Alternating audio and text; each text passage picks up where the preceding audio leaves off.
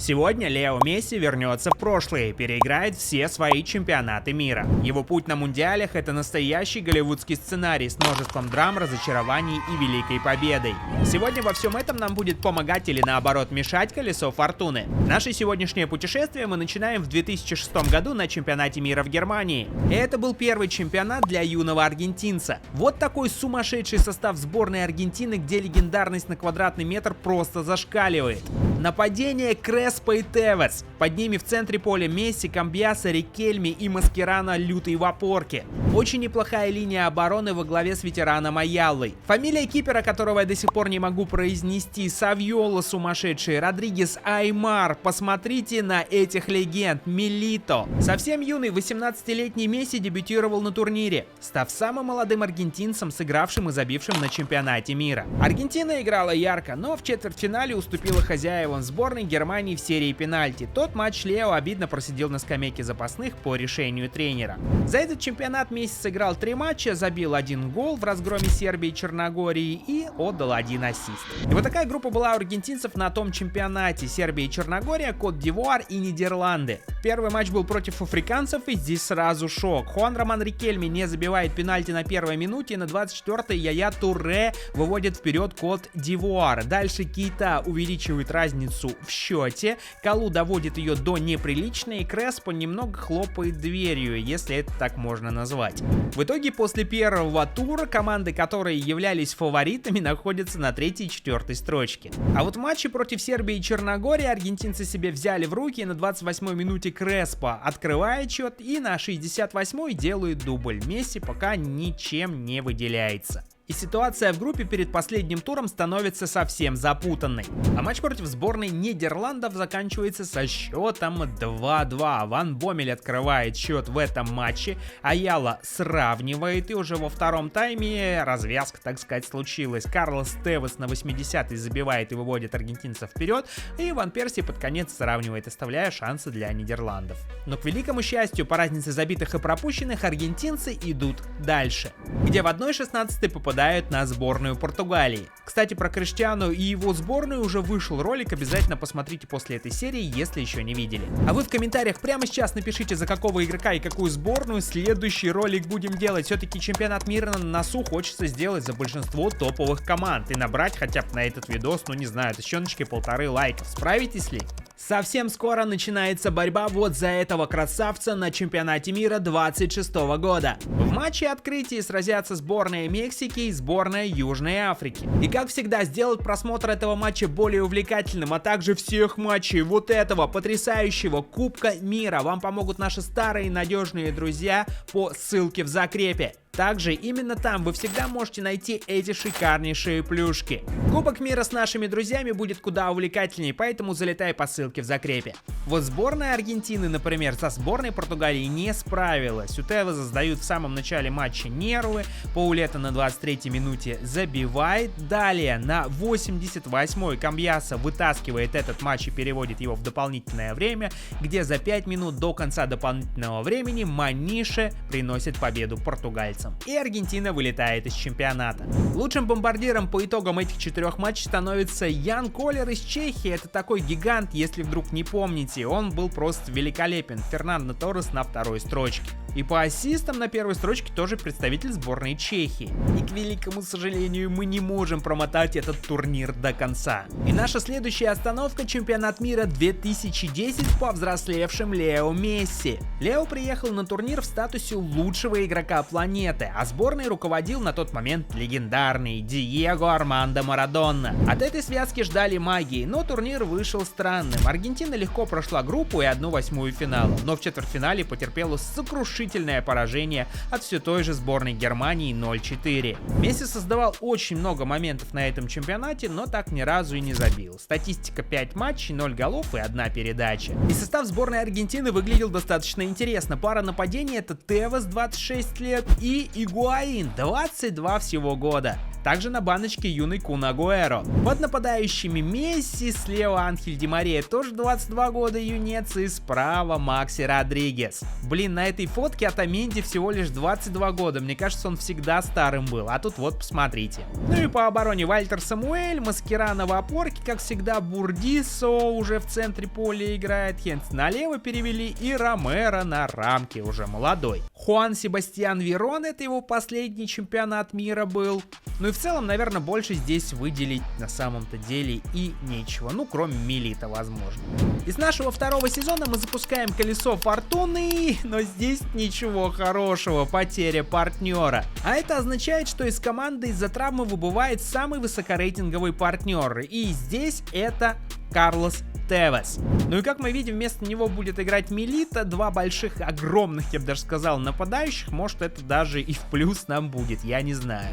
В группе Б вместе с Аргентиной были греки, нигерийцы и корейцы. Ну, здесь очевидно, что должны были выходить с первой строчки. Но проблемы случаются уже в первом матче. Утака на 27-й минуте забивает, Милита на 53-й сравнивает. Сразу же через 4 минуты Абинья делает счет 1-2 в пользу сборной Нигерии. Месси опять заменяют, и Самуэль, вероятно, головой после какого-то очередного навала сравнивает счет. Я думаю, что катастрофы еще не произошло, впереди два матча. Особенно с учетом того, что аргентинцы всегда начинают не особо уверенно чемпионаты мира. Милита на 30-й минуте в матче против сборной Кореи забивает. Далее Чу Янг на 56-й сравнивает счет. И Джонас, я хрен знает, кто это такой, на 62-й минуте выводит сборную Аргентины вперед и приносит 3 очка. А не Гутьеррес ли это? В любом случае, после такого расклада мы выходим на первую строчку в группе. И безоговорочная победа в матче против сборной Греции 2-0. Гонсало Игуаин на 16-й минуте забивает первый мяч, и Месси уже на 89-й подводит окончательную черту под итогом этого матча. И на тот момент сборная под руководством Диего Армандо Марадонны выходит в следующую стадию с первой строчки, где попадает на сборную Мексики. По лучшим бомбардирам здесь целых 5 игроков: Арин Робин, Еквинта, Джибур, Парк Джи Янг и Хавьер Эрнандес Чичарита.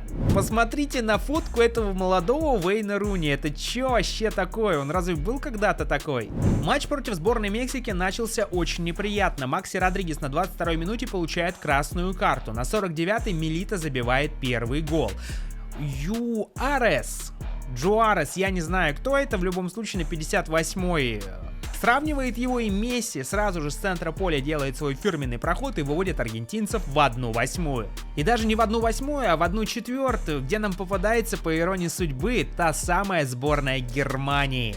И по иронии судьбы в альтернативной вселенной все складывается совсем иначе. Милита 31-я минута, забитый мяч, и Джонас на 69-й, я так подозреваю, что это все-таки Гутьеррес, приносит победу для сборной Аргентины. И уже дело полуфиналов, а это серьезно, где Аргентина попадает на сборную Испании. Но, к сожалению, чудо здесь не свершилось. Дубль от Силвы, и Давид Вилья не забивает пенальти для разгрома над сборной Аргентины. Но, несмотря на это, нас ждал матч за 3-е место против сборной Португалии. Ну и такой повод упустить я не могу. Месси против Роналдо в борьбе за бронзовые медали Мундиаля. Посмотрим, чем это закончится. Ромеро, какой сейв! Если что, это рандомный рандом, играет комп, я здесь вот ни при чем, мои руки именно здесь. Ой-ой-ой, Гонсало Игуаин, какой момент! И Армандо Марадонна тренер, вот это патч, блин, офигенный. И сразу опасный угловой, где Маскерано шикарно поборолся. Месси отдает на Милито. Месси, мяч под левый, ну надо забивать, но какая скрытая передача, как раскатывает сборная Аргентины, и Ди Мария не забивает ворота Эдуардо. Абсолютно без моментов проходил весь второй тайм до этой ситуации. Милита отдает в разрез на Ди Марию, уже уставшие защитники не успевают, навес Игуаин и от ворот. И после двух безрезультативных таймов нас ждет дополнительное время. Абсолютно ничего не происходило до момента серии после матчевых пенальти. Деку начинает и забивает. Хуан Себастьян Верон против Эдуарда в матче за 3-е место. Легенда питерского футбола Дани и Ромеро сейвит. Сразу же Лео Месси подходит к мячу с молодой, еще такой пышной шевелюрой. Месси мимо ворот! Вот это фантастика! Мигель Велоса у мяча против Ромеро. Вот это заруба здесь пошла неожиданная! Что творит Ромеро? Вот они, мои ручки, посмотрите, обратите внимание, это все собственно говоря, не при моем участии. Если что, Милита забивает и выводит сборную Аргентины вперед. Давайте на одном вот таком тейке Дуда, потому что накал просто сумасшедший. Скорее всего, это будет мимо, потому что нахрена ты так прожимаешь комп. И решающий удар к мячу подходит молодой Кан Агуэро. Серхио, если хотите, давай, перематывайся же скорее, уже пробивай. И приноси эти бронзовые медали для Диего Армандо Марадоны. Агуэро забивает. И они здесь, Диего Армандо, вот там его можно увидеть, лобзаются. Да. Именно так. Естественно, никакого награждения, но 3-е место. А вот по финалу непонятно, нам не показывают, но патчи это никак не проработают, поскольку это зашито в логику самой игры. Из турнира выбыл, никакого тебе, статистического развлечения. Лучший бомбардир Симаус Амброза 5 в 7 матчах. А по ассистам Весли Шнайдер наряду с Вейном Руни. Давайте крутанем колесо фортуны перед нашим стартом, и к нам приходит легенда на помощь. И наша следующая остановка на чемпионате мира в Бразилии в 2014 году. Я думаю, что это можно назвать турниром разбитого сердца. Месси с капитанской повязкой буквально тащил команду на своих плечах на протяжении всего чемпионата. Аргентина добралась до главного матча, где в вязкой и драматичной борьбе с дополнительным временем вновь уступила злым гением из Германии из-за гола Марио Гётце. Лео получил золотой мяч как лучший игрок турнира, но кадры его грустного взгляда на Кубок мира облетели всю планету. На этом турнире Лео сыграл 7 матчей, забил 4 гола и сделал 1 ассист. Группа же выглядела следующим образом. Помимо аргентинцев здесь вновь Нигерия, Босния и Герцеговина и Иран. И вот с таким составом мы залетаем на этот чемпионат. И поскольку нам на колесе фортуны вылетело сумасшедшее усиление в виде легенды, конечно же, я добавляю Диего Армандо в состав, нашего бывшего тренера. Мощнейшая линия середины поля — это Анхель Ди Мария, Лео Месси и Эзекиль Лавези. Лео уже в возрасте 26 лет. Опорка Биглия и Маскерано, Ди Мишели Сигара из Зенита, Сабалет справа, слева Роха и на рамке Ромеро. И хотел бы я сказать, что Армандыч начинает тянуть с первого матча, но по традиции у аргентинцев все плохо на первых матчах. Месси забивает на 19-й минуте, Люлич сравнивает на 31-й, далее Эдин Джека выводит вперед Боснию и Герцеговину на 48-й минуте, и Мисимович делает окончательный счет 1-3. Но аргентинцам с таким стартом не привыкать. А вот во втором матче на 7-й минуте нам судья помогает и удаляет иранца Бахтияра. Но, несмотря на это, на 29-й они же выходят вперед. Через 6 минут Диего Армандыч сравнивает, делая счет 1-1. На 54-й минуте Марадона выводит вперед аргентинцев и на 71-й оформляет хэт-трик. Вот что значит усилились величайшим игроком в истории. Но дальше решали уже все сами в матче против нигерийцев, который складывался не самым приятным образом. На 24-й минуте Эминики открывает счет, Биглия на 47-й сравнивает. Но нигерийцы не сдавались, и на 62-й Анаци выводит вперед африканскую команду. Макси Родригес на 74-й сравнивает счет, и на 82-й выводит аргентинцев в 1/8. Босния и Герцеговина в свою очередь сыграла на спокойном с Ираном в ничью и заняла первую строчку в группе, мы вторую. Джексон Мартинес, где он, что он, вообще непонятно, 5 голов в 4 матчах, сразу же за ним Карим Бензема, 4 в 3. По ассистам лучший молодой Кевин Де Брюйне, 6 ассистов за 3 матча, Хамис на 2-й строчке. И в 1/8 мы попадаем на сборную Франции. И несмотря на сумасшедшее поколение французов тех времен, Месси на 4-й минуте забивает первый гол, Марадона не реализует пенальти, но Биглия на 85-й минуте увеличивает разницу в счете до 2 мячей и выводит аргентинцев в четвертьфинал, где в свою очередь мы попадаем вновь на сборную Германии. Ну хорошо, хотя бы уже не в финале. Блин, игра что-то знает, Бундестаг не удается нам пройти в этой стадии. Мюллер открывает счет, Биглия на 28-й сравнивает, Швайни на 37-й выводит немцев вперед, и Мюллер ставит точку в этом матче на 77-й минуте. Крутим колесо фортуны перед нашим новым чемпионатом, и здесь рейтинг Месси -10. Это был самый тяжелый и хаотичный турнир для аргентинцев. Команда со скрипом и скандалами вышла из группы благодаря важнейшему голу Лео в ворота Нигерии. Однако в первой же стадии плей-офф Аргентина попала на будущих чемпионов, сборную Франции с молодым Мбаппе, и проиграла в сумасшедшей перестрелке со счетом 3-4. Лео на том турнире отыграл 4 матча, забил всего лишь 1 гол и сделал 2 ассиста. И вроде бы, если посмотреть на состав, то просто все очень великолепно. Маскерано в возрасте 34 лет. Месси, Агуэро и Ди Мария все одинакового возраста, им по 30. Молодой Пауло Дибала врывается вместе с Банегой в центр поля. Очень приличная оборона: Акунья, Фазио, Отаменди, Меркадо справа и Армани на воротах. Но, к сожалению, все не так просто. У Месси случается даунгрейд минус 10. Кстати, совсем забыл вам напомнить, что до миллиона подписчиков остается, совсем, буквально 2 человека. Подпишитесь на канал, если еще этого не сделали. Но досюда досмотрели без подписки, как это возможно? Кстати, обратите внимание, нигерийцы нас просто преследуют. Помимо них у нас в группе Исландия и Хорватия. Матч против сборной Исландии получился не самым простым. На 30-й минуте пропускаем, 40-я Акану Гуэра сравниваем, 65-я Банега выводит вперед, Хал Фредсон на 78-й делает счет 2-2, и Ди Мария ставит точку в этом матче и приносит Аргентине 3 очка. И первое место мы делим с хорватами, с которыми встречались в следующем туре. На первой же минуте Дибала забил, но получили во втором тайме на 54-й и 55-й от Перишича и Модрича, тем самым проиграв. Но для выхода в следующую стадию необходимо было всего лишь набрать 1 очко в матче с Нигерией. И эту задачу мы даже перевыполняем. На 6-й минуте Агуэро забивает первый, на 47-й Месси забивает второй, и Галло на 61-й пытается догнать аргентинцев, но Талифика через 6 минут ставит крест на сборной Нигерии, и аргентинцы идут дальше. Вот при таком раскладе мы заканчиваем нашу группу D. Лучший бомбардир внезапно Месут Озил. 4 гола в 3 матчах, у Лукаку такая же стата, но Роналду 3 в 3 и Смолов 3 в 3. По ассистам лучший Бруно. И мы идем по реальному сценарию: сборная Франция, Россия, Испания. И здесь наша вечеринка заканчивается. Рафаэль Варан на 8-й минуте, Ди Мария возвращает на 55-й аргентинцев в этот матч 1-1.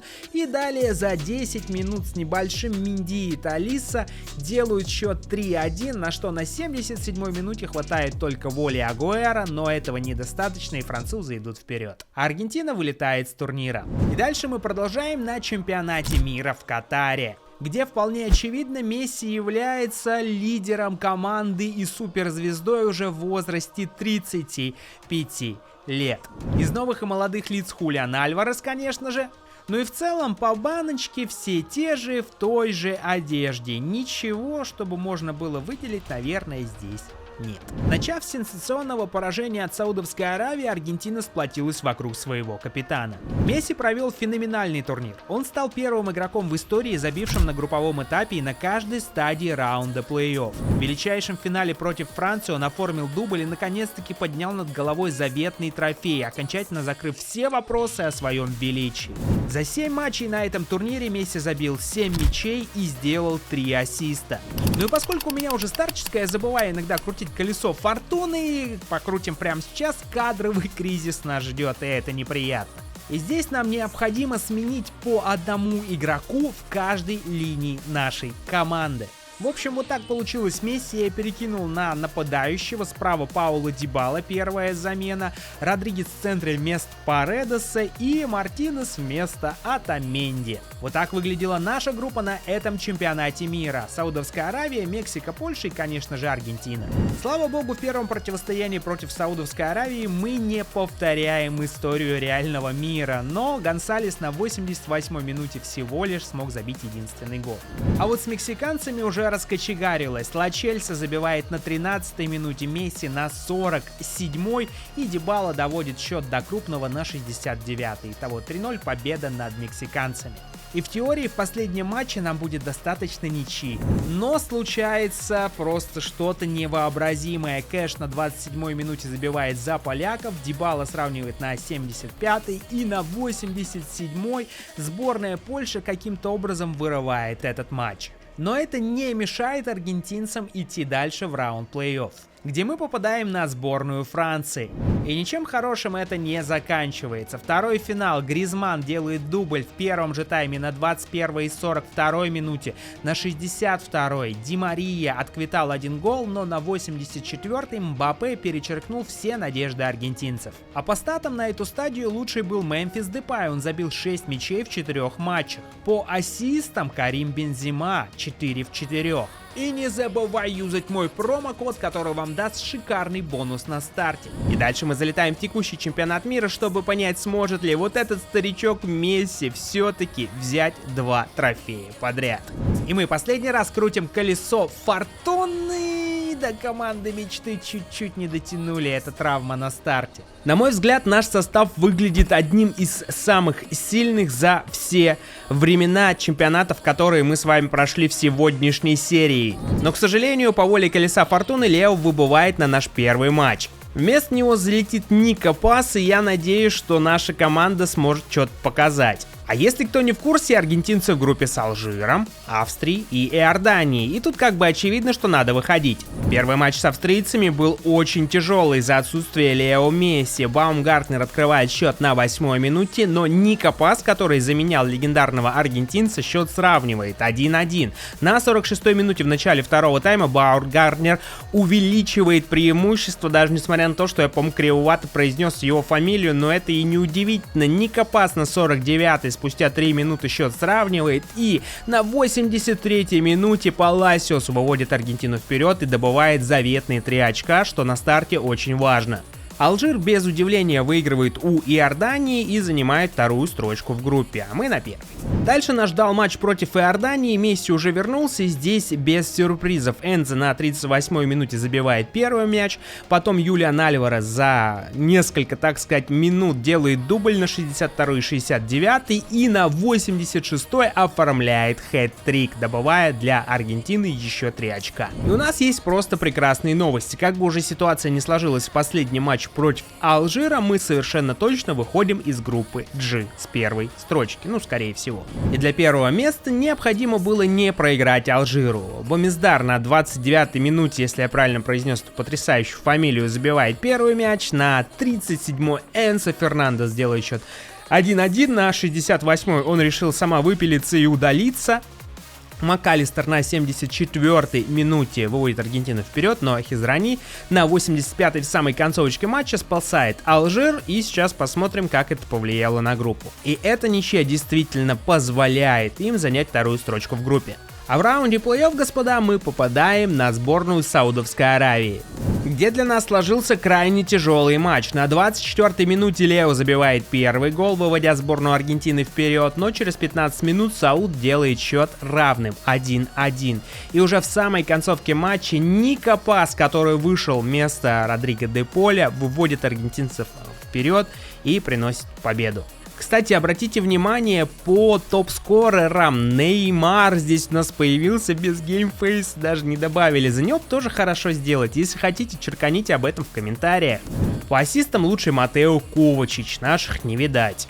А вот уже в 1/8 мы попадаем на сборную Ирана, и можно сказать, что календарь нам благоволит.